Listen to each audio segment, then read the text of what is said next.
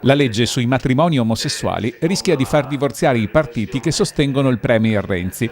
Un contrasto ribadito anche ieri sera in Vescovado a Vittorio Veneto, dove si è parlato di unioni civili e utero in affitto, nell'ambito della 13ª edizione della settimana sociale organizzata dalla diocesi di Ceneda. A confrontarsi davanti ad una platea decisamente agguerrita due senatori veneti dello stesso schieramento. Con loro anche Renato Balduzzi, ex ministro della Salute ed ora componente del Consiglio Superiore della Magistratura.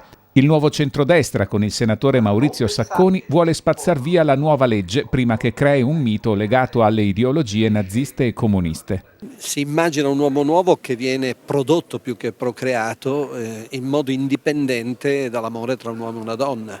Diversa la posizione del Partito Democratico, più favorevole ad una legge migliorativa. Fare ancora uno sforzo perché ci sia da un lato l'approvazione della legge sulle unioni civili, ma ci sia anche la possibilità di trovare dei correttivi, in particolare sull'adozione, che noi vorremmo stralciare o vorremmo in qualche maniera limitare solo ai figli già preesistenti. Adozioni omosessuali e matrimonio equiparato a quello tra uomo e donna, argomenti non negoziabili secondo il mondo cattolico, al quale il senatore Santini risponde con le unioni civili. Su questa strada a mio avviso si può ricomporre anche un giudizio comune sulla legge, in ogni caso fare in modo che il Parlamento la voti senza quelle forme, diciamo così, che vengono ritenute problematiche da parte di tanti e anche da parte di alcuni senatori del Partito Democratico. Per i moderati al governo la soluzione è un'altra. Aiuteremmo molto di più queste persone se facessimo una legge unanime che si limitasse a riconoscere diritti e doveri dei conviventi. È da questa linea invalicabile per il mondo cattolico che si fa strada una possibile crisi di governo. Questa legge, se spacca la nazione,